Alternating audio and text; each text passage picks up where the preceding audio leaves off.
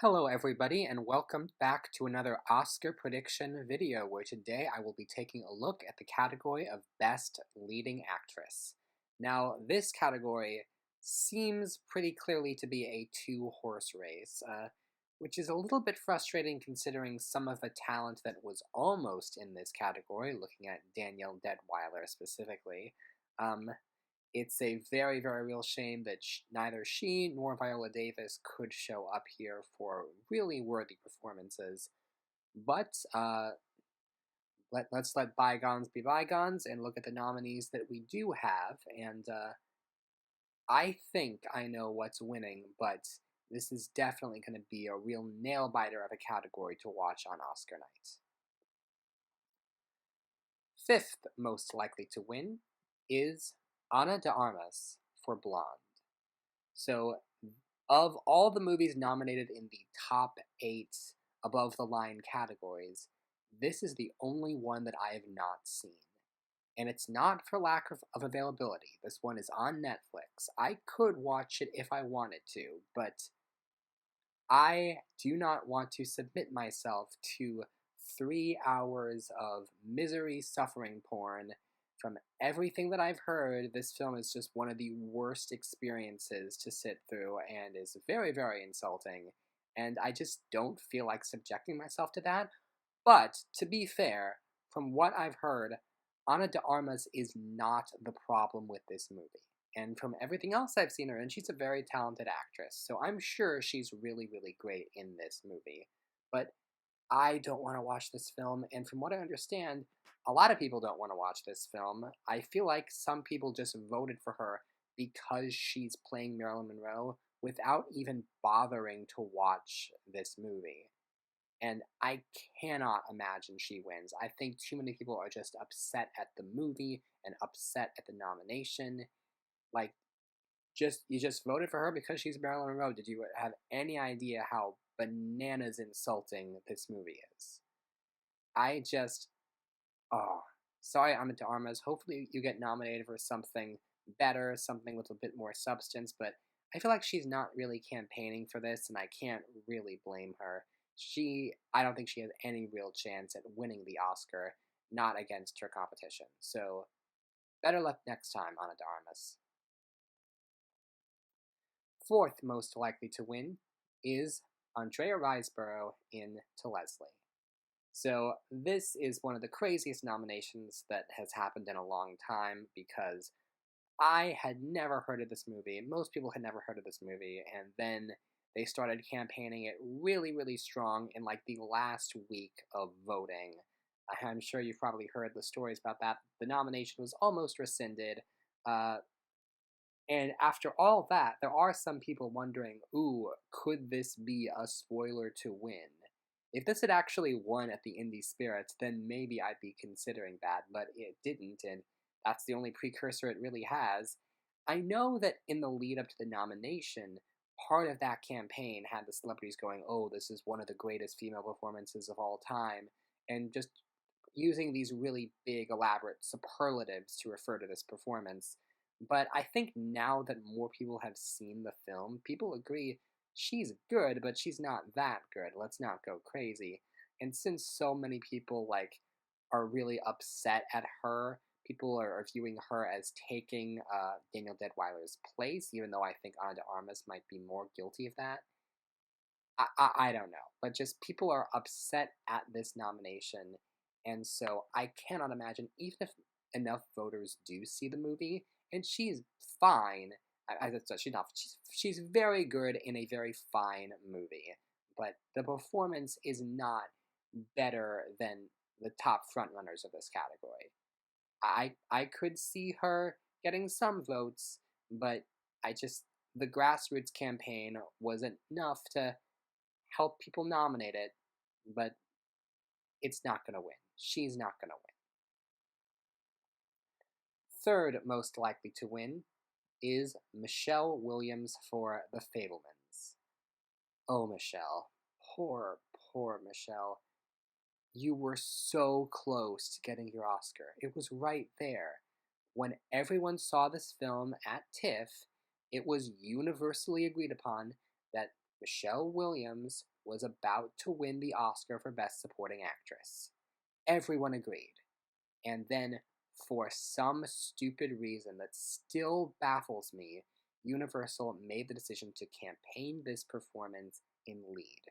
She's not lead. The movie is about Sammy Fableman. She's his mother. She's supporting him. She's supporting his story. It's very, very basic. This is a supporting performance, and she cannot, for the life of her, stand up to the top two in this category who are incredibly strong. I just still, to this day, I will never understand why they pushed her lead, because if they had pushed her supporting, she would be walking away with her Oscar easily. And it would be quite something if she somehow managed to walk away with that Oscar, especially considering how one of the other nominees has the first name Michelle. And so if the presenter announced Michelle and then paused, it would be pretty interesting. If this insane strategy somehow pays off and she wins that Oscar, it's not going to happen, because people do have serious problems with the performance. And I think people were willing to overlook those problems in supporting, but put her in lead with where there's more scrutiny and people think that the film itself is just too whimsical and sentimental.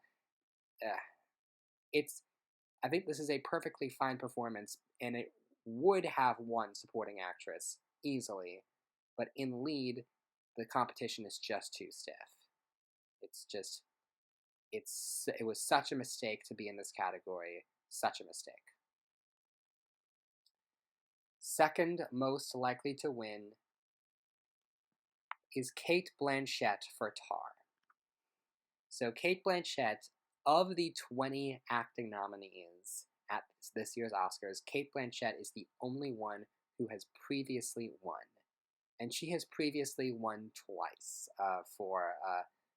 recently for Blue Jasmine, and before that for The Aviator. And she obviously, very, very, very well-respected actress, one of the best actresses working today, arguably. And in this movie, she's phenomenal, and the whole film is built around her. So there really was this question for a very, very long time. Could she be the next in a very small list of people to win 3 Oscars for acting? I think it would be deserved. I think the performance is really, really compelling, and if you watch the movie, you see that she really is stunning in this film.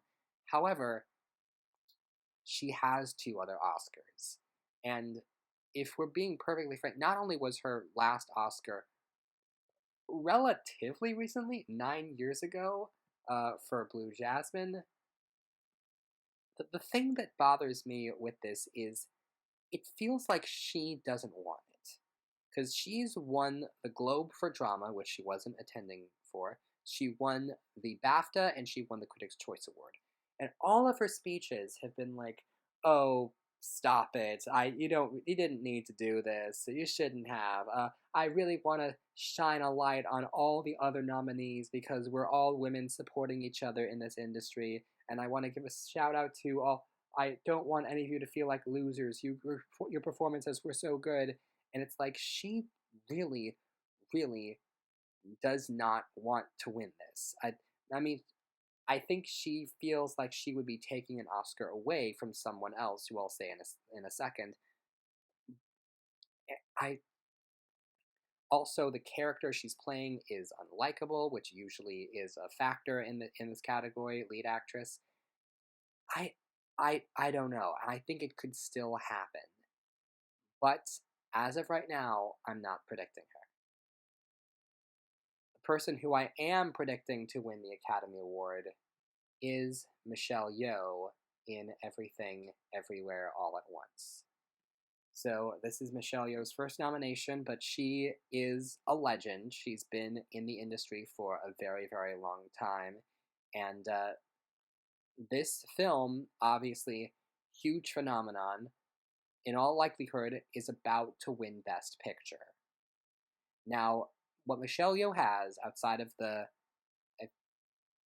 did she win Hollywood Critics Association? I forget. She won the Golden Globe for comedy, gave a great speech there. She won the SAG Award, and good speech there, although her dress kind of ruined it.